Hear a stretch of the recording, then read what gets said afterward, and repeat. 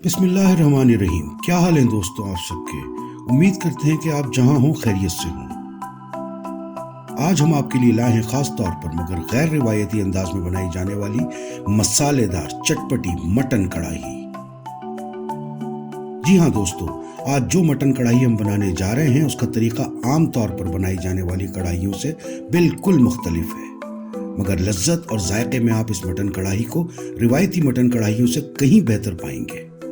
रिवायती मटन कढ़ाई में बना गोश्त आमतौर पर सख्त रह जाता है, बल्कि कभी कभी आपको एक अनजाना सा कच्चापन भी महसूस होता है, मगर हमारी इस मटन कढ़ाई रेसिपी में बना गोश्त मुंह में जैसे घुल जाता है। गोश्त के आखिरी रेशे तक आपको कढ़ाई का जायका एक जैसा महसूस होगा, लेकिन रेसिपी बिल्कुल सादा और आसान है। बिस्मिल्लाहिर्रहमानिर्रहीम। दोस्तों आइए शुरू करते हैं मटन कढ़ाई की रेसिपी। जैसा कि हमने शुरू में कहा, यह बिल्कुल मुनफरिद अंदाज की रेसिपी है, इसीलिए इसका जायका आपको बेहद पसंद आएगा।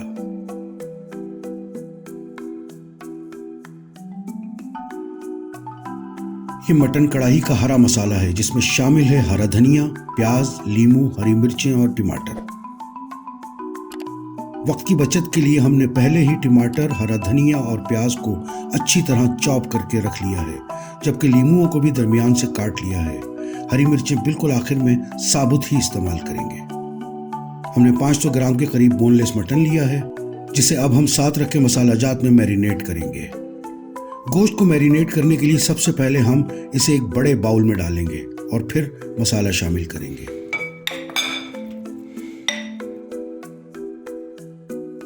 दो टेबलस्पून चिली फ्लेक्स के शामिल करें, 1 टेबलस्पून लहसुन का पेस्ट, 1 टेबलस्पून क्रश किए हुए धनिए के बीज, 1 टेबलस्पून पिसा हुआ गरम मसाला, 1 टेबलस्पून खुश्क कसूरी मेथी, नमक हस्बे जायका।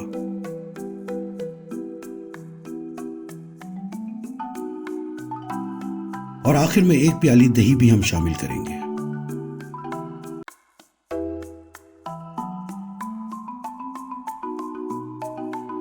अब तमाम मसालों को हम अच्छी तरह मिक्स करेंगे।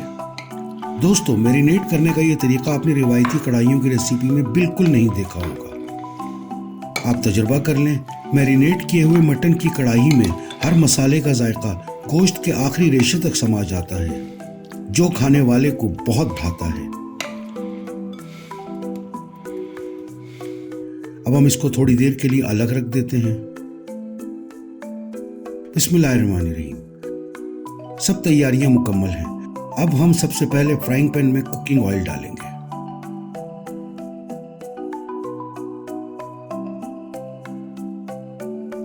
चूल्हा जलाएंगे। याद रखें, नॉन स्टिक पैन्स में चूल्हा उस वक्त ही जलाएं जब उसमें तेल या पानी न डाल चुके हों, वरना पैन्स का नॉन स्टिक मटेरियल जल जाता है और किसी काम का नहीं रहता। तेल अच्छी तरह गर्म हो गया है। अब हम इसमें प्याज डालेंगे और थोड़ी देर फ्राई करेंगे।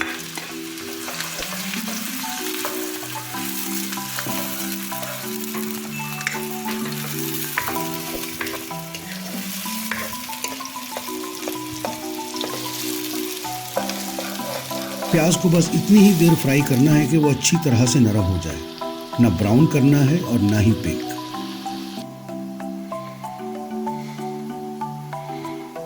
प्याज नरम हो चुकी है। अब हम इसमें डालेंगे पहले से चॉप किए हुए टमाटर।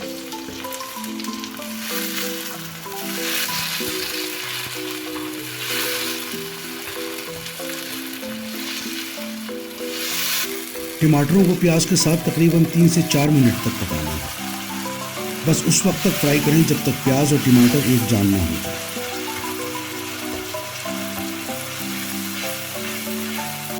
अब हम शामिल करेंगे मैरिनेट किया हुआ मटन।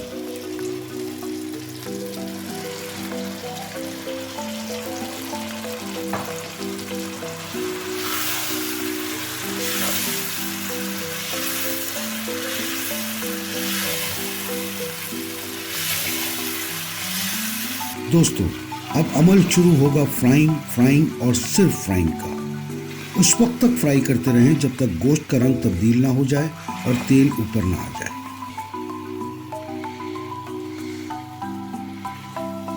फ्राइंग की पहली स्टेज मुकम्मल। अब हम इसमें 1 गिलास के करीब पानी डालेंगे। ढक्कन ढककर गोश्त को 10 मिनट तक पकाने के लिए छोड़ दें। दोस्तों, जैसा कि हमने आपको पहले भी बताया कि ये कढ़ाई पकाने में हर लिहाज से मुनफरिद है। जैसा कि आप देख भी रहे हैं, रिवायती कढ़ाइयों से बिल्कुल अलग किस्म की कढ़ाई है। इसका बिल्कुल नई किस्म का जायका आपको बहुत अच्छा लगेगा। दोस्तों, 10 मिनट हो गए हैं। पानी तकरीबन खत्म हो चुका है। बाकी रह जाने वाला पानी भी बस जल्द ही खुश्क हो जाएगा। देखिए, मटन भी बहुत अच्छी तरह गल चुका है।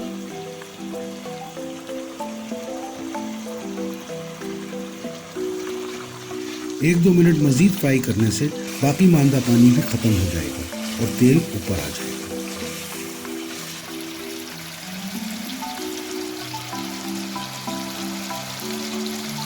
हमारी मटन कढ़ाई तकरीबन तैयार हो चुकी है। अब हम इसमें नींबू का ताज़ा जूस शामिल करेंगे ताकि कढ़ाई मसालेदार होने के साथ साथ चटखारेदार भी हो जाए।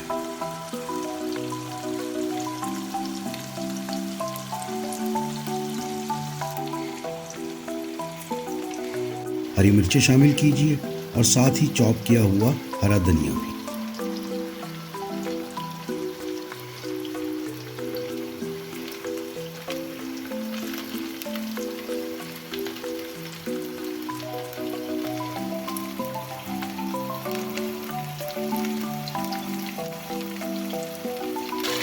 एक मिनट और फ्राई करें।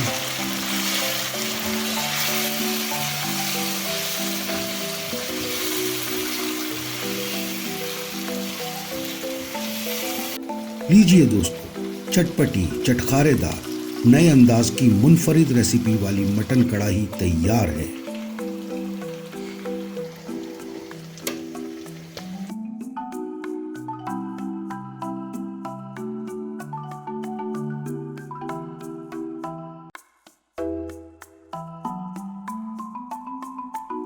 गर्मा गर्म मटन कढ़ाई नान या गरम गरम चपातियों के साथ पेश कीजिए। जो भी खाएगा वो न सिर्फ आपको सराहेगा बल्कि लाजमन आपसे इसकी रेसिपी भी जरूर पूछेगा।